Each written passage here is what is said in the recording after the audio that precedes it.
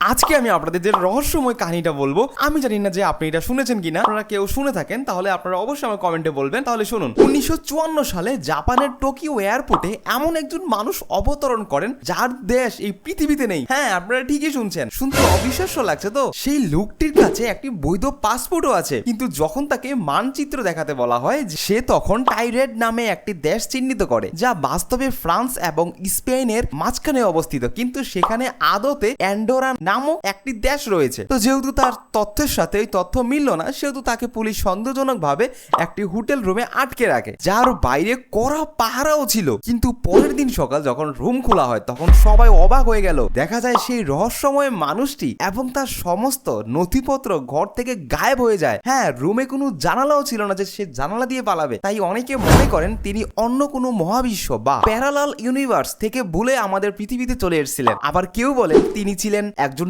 Time traveller. আপনার কি মনে হয়, লোকটি কি সত্যি অন্য কোনো পৃথিবী থেকে এসেছে? কমেন্টে জানান তো এরকম কোনো রহস্য আপনারা জেনেছেন কিনা এর আগে। আর এরকম রহস্য এবং বিভিন্ন ফ্যাক্টস জানতে আমার চ্যানেলটাকে এখনো সাবস্ক্রাইব করে রাখুন।